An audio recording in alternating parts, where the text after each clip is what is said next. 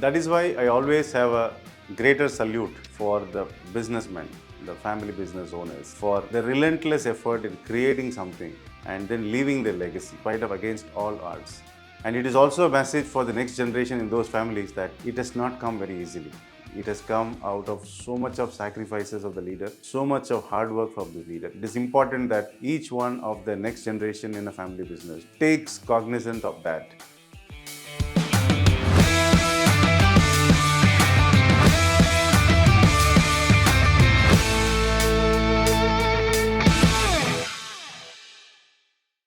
Hi, this is Suresh Ramanujam, family business custodian. After Varisu and Elon Musk, coincidentally, we are doing another movie which is also talks about an entrepreneurial obsession. This is an obsession of Howard Hughes. It's a movie, Aviator, which came in 2004, directed by Martin Scorsese and acted by Leonardo DiCaprio. Why we are doing about Howard Hughes is he's a person who is larger than life, who is created in history. In fact, Steve Jobs, Mark Zuckerberg, Bill Gates, and all these guys have talked about Howard Hughes. So we thought it is a story which is interesting for us to deliver to you. Lights, camera, family business, igniting minds with movies. Howard Hughes was born in 1905. I think he lived up to 1976. He died about 50 years ago. Why we are talking about a person who died 50 years ago in Ketingana? He has done miracles in those times, right? In fact, he was the richest person in those times when he lived. And he's a dreamer, he's an innovator. When he was living, he was the fastest man on earth, he was the fastest man in the sky, he was the fastest man in the water. I'm sure many of you would have seen this movie because it came in 2004. And in case if you're interested to know about the movie, I think we have provided the links in the description, so you may have a look. Like any other entrepreneur, whatever the qualities a successful entrepreneur should have, what are those? Like, you need to have a vision, okay? You need to have an innovation. You need to be a risk taker. You should have the eye for detail, and you should have an influential and a networking figure. And you also need to have a lot of laser focus and persistence. So Howard Hughes has all these qualities immensely. Okay, without that, I don't think he could have reached these kind of heights. This is a quality which we can see in common across many of the successful entrepreneurs, genius, and like Steve Jobs or Elon Musk or Mark Zuckerberg or JP Morgan. We have discussed about all of them in our movies. Like we have discussed about many of this, Jack Ma and so many others we have discussed. So if you really see one thing which is common is whatever I listed in all this. But there are few other qualities. More than the quality, I would say there are a couple of interesting lessons which may be relevant and which may be useful for family businesses. So as a second generation entrepreneur, after he joins his father, he does an innovation on the drill bits and then he makes loads of money. Okay? After he makes that money, he sees film making, movie industry as a bigger opportunity, because those days movies were very small budget and it was not so large scale. So he thinks that movie is going to be a future, and taking a large scale movie in 1930s, he envisions as a great opportunity. So he puts a lot of effort, a lot of money in that movie. He pushes the envelope and he pushes the boundary with everyone. And then what happens is, in that movie, he has to use planes, right? In that plane, he sees a problem there, saying the planes are not flying the fastest, it is not going the tallest, and he's upset with the way those planes are operating. So then he creates a plane which has to be the fastest and which has to travel the longest. When the plane was used, there triggers an opportunity of creating an airline business. While he has to test the new planes, he becomes the lab rat, right? He's a test pilot in his own aircraft. Tell me how many entrepreneurs can have this guts to do that. So when you are actually trying to innovate something, and instead of putting somebody there to try it out, he himself becomes the test pilot. So he's that kind of a risk taker.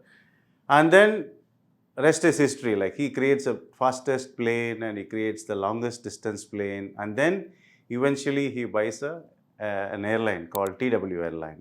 So in one of his test flights, which is the fastest test flight, I think he meets with an accident and severely wounded. He was hospitalized. He's an OCD and very finicky about the comforts and the place he has to live and all that. He sees the design of the bed is not convenient. Okay, so he tries to design his own bed. That leads to his interest in medical research and eventually creates a medical institute. After creating a medical institute, he has to be in a place which is less infectious. Okay, he chooses a desert to be there for some time so that desert can be less infectious. That is when he goes to Las Vegas. And the moment he goes to Las Vegas, and he's anyway made a lot of money, and he tries to buy a hotel. And then if he builds a hotel there in a desert, who will come? So he creates casinos. In fact, people are saying that he's one of the early movers who has actually formed casinos, which became later on very popular in Las Vegas. And then creates lots of legitimate money to be made. So this is what I meant about creating, seeing every problem and converting this into an opportunity, no matter what. Right from the high risk movie into planes and became an aviation guy, buys an airline, from there meets with an accident, gets hospitalized. Even then he sees that as an opportunity and then creates a medical institute, and then later it becomes a very big company. He thinks that after these medical issues, he has to be in a place, into a desert, convert that into a hotel and hospitality, and then became a big real estate player. Don't you think it is so interesting? Like, a die-hard entrepreneur, no matter what happens, whether you have money, whether you don't have money, you meet with an accident, you do all kinds of things, you just don't relax, right? I understand every entrepreneur converts every problem into opportunity. That is the basis of any entrepreneurship. No denial of that. But look at this guy. It's such an amazing and astonishing story of a human who is so relentless and persistent about changing every problem into an opportunity. So that is one aspect which I really admired in Howard Hughes. By virtue of this, he was a pioneer in three big industries which he envisioned.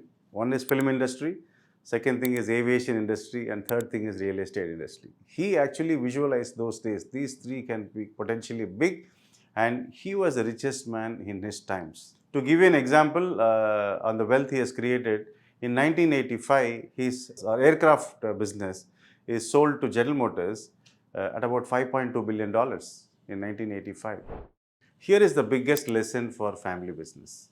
The thing is, he has created humongous amount of wealth. He was a great innovator. He made tons of money, but he had no children. And he didn't write a will either. Because as a business owner, whatever the wealth you are creating, whether it is a brand, whether it is the money, whether it is the business, it is going to be transitioned to somebody at some point. You need to keep that in mind whenever you build wealth. I understand it is evolving. The business is evolving. It is consistently growing. Family is also evolving, and the size of the family also is growing. So therefore, it is not easy for someone to write something very early enough. I agree. But it is important at least to create a broad construct of how this business and how this wealth and who is going to succeed and how do we choose a successor and how do we transition this wealth without creating a futuristic legal hassle or a legal battle is the most important aspect for any business owner to think of. I see many of the family business owners, they don't pay too much attention to this aspect, where they don't think of the successors early enough or the wealth transition plan early enough. Because if you really want to transition wealth smoothly at a later date, it is important to be creating a proper structure today which does not, create more tax leakages. At the same time, it also does not create legal conflicts. Because it is not important alone to create a sizable amount of wealth which is spread across. It is also important equally to think through how this wealth needs to be transitioned. In this case of Howard Hughes, he never paid attention to that. While he created such a humongous wealth, he never cared about how something happens to me, how this whole empire is going to be handled, who's going to be the person who is handling it, what is in it for him, how he needs to create a structure which helps the person who is actually working with him, whether it is a family member or a cousin or a professional who is going to be taking over these assets. He never thought about, paid attention to all this. and he's also not written a will. So what happened to his assets? For from 1905 till 1976, close to 70 years he lived. He was a leader in many industries, created billions of dollars. But what eventually happened, since there was no clarity on how the assets needs to be transitioned to a legal heirs, because he didn't have children, you know what eventually happened? These assets were apportioned based on that state laws. In the US, whatever the state law, where if somebody leaves without a will, how this needs to be transitioned. So they use that state law to apportion this to many of his cousins, which got into a legal battle for years and years, and that is how his wealth got transitioned. So here I see in India, there are families which has got large businesses who do not have children. There are families which has got large businesses and assets who has a lots of children, okay, lots of inheritors, lots of legal heirs. It is very important in terms of having a plan or a roadmap or a broad construct in terms of how the succession planning for each of these businesses and assets will be done, and how this wealth is going to get transitioned to them without much of legal conflicts or legal hassles. This I saw as a very, very powerful learning from this movie, where it is not enough if we focus on wealth creation. It is also important how we nurture this wealth, how we transition this wealth smoothly to the next generation. In the event we don't have biological successes, how do we deal with it? In the event we have a multiple number of successes, how do we deal with it? Is something needs a lot of attention in the family business. Apart from this, it is not only the wealth, the kind of visionary he was, even his vision was not transitioned to anybody. It went waste after him, right? I always say there are four key parts to any businessman: the business, the family behind the business, the personal wealth he creates, and the kind of legacy planning he does. Legacy planning is what? What lives beyond you? How do we ensure the thing lives beyond us, right? Many of the entrepreneurs say they want to live the way they want it. Eventually, after a point in time, something happens. There are people who will do whatever that needs to be done at that point in time. No, that's a very irresponsible way of leaving this planet as a businessman. Having built such a big business, you cannot be so simple in saying that we will figure out later. And we are all thinking that we are going to live for 100 years. We think we always postpone this. It is not that the family business owners don't know about it. It is not that they don't think about it. They just think, okay, fine, we are going to live longer. We'll do it later. We can't let go of anything today. So we will see later. So this procrastination eventually creates a lot of potential disputes in families. Therefore, it is not only the wealth, it is the vision of the promoter. It is the kind of footprint he left in the planet. That is also not being carried through. So that's a very sad part. So this I saw as a powerful learning, powerful lesson from this movie Aviator. Howard Hughes is such a great person. In fact, he held about 70 patents, right, from the bed design to the aircraft, right, and created huge amount of wealth. What stayed for him is the fame, that he's created a history. So his name is still known, people still talk about, people still get inspired by him.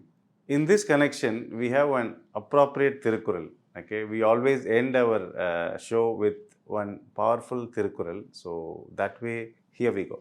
Natham போல் கேடும் உளதாகும் சாக்காடும் வித்தகர் கல்லால் அரிது.